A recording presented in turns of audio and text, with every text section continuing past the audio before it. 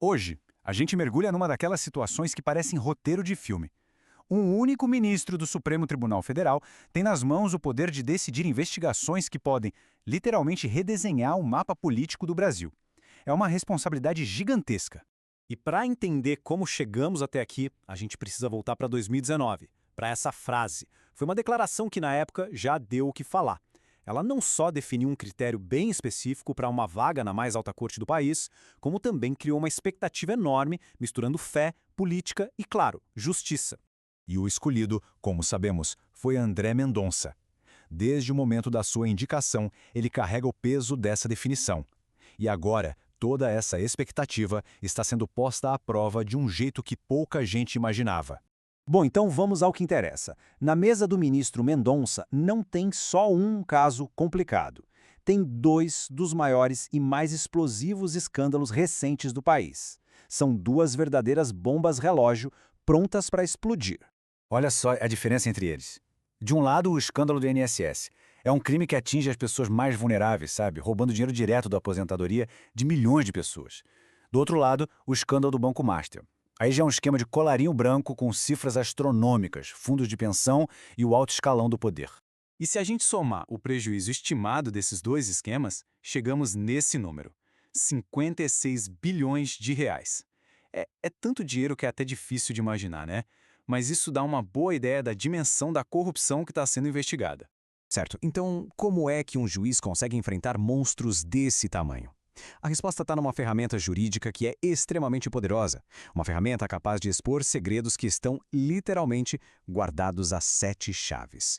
Essa ferramenta é a famosa quebra de sigilo. Basicamente, ela dá a um juiz o poder de abrir a vida financeira de uma pessoa. Extratos bancários, declarações de imposto de renda, até registros de ligações telefônicas. É um poder imenso, essencial para desvendar os crimes mais complexos.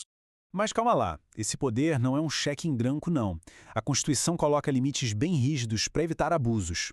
A quebra de sigilo só pode ser usada em último caso, com base em provas concretas. Não pode ser uma pescaria para ver se acha alguma coisa, sabe? E um ponto crucial: isso não inclui ouvir conversas em tempo real. Isso é outra coisa, a interceptação telefônica, que é muito mais restrita.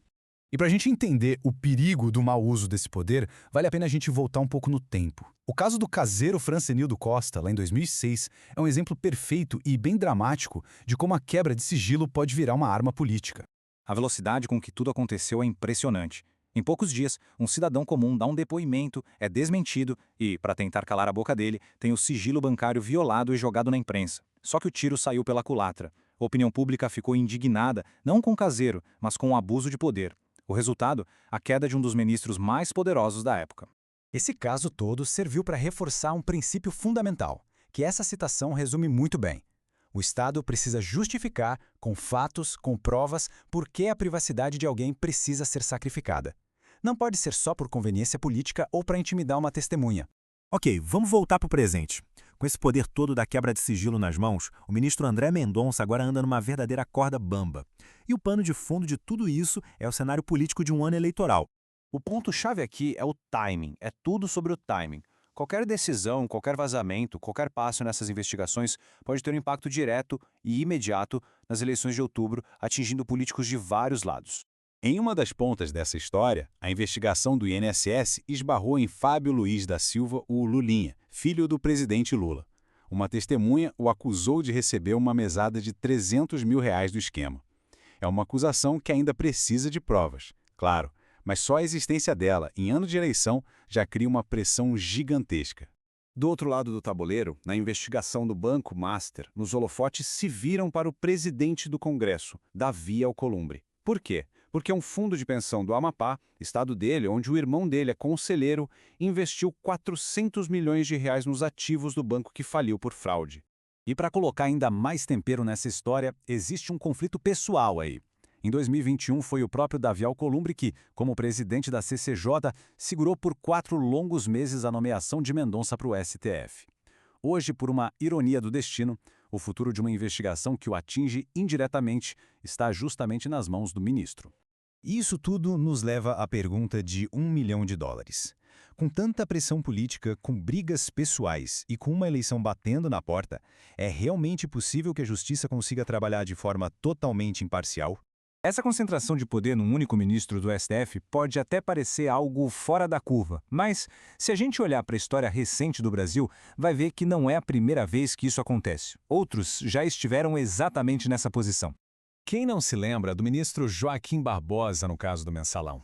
Ele foi o relator que elevou a condenação da cúpula do partido que estava no poder, mudando a percepção de impunidade no país. Anos depois, tivemos o ministro Edson Fachin.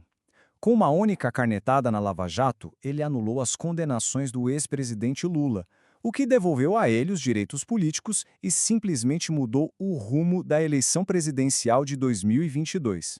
E claro, bem mais recentemente, o ministro Alexandre de Moraes. Os inquéritos que ele conduziu sobre tramas golpistas e atos antidemocráticos foram peças-chave no cenário que acabou levando à derrota eleitoral de Jair Bolsonaro e a prisão de vários de seus aliados. É como resumiu muito bem o professor Rubens Gleiser da FGV. A pressão em cima do ministro vai ser gigantesca, porque as decisões que ele tomar, principalmente sobre o que vir a público e quando vir a público, têm consequências diretas no resultado das eleições. Não tem como fugir disso. E no meio desse turbilhão todo, o próprio ministro Mendonça busca inspiração num sermão antigo do padre Antônio Vieira para guiar suas ações. É uma filosofia que fala sobre humildade, sobre a consciência de que o poder é passageiro. Isso nos deixa com uma última reflexão.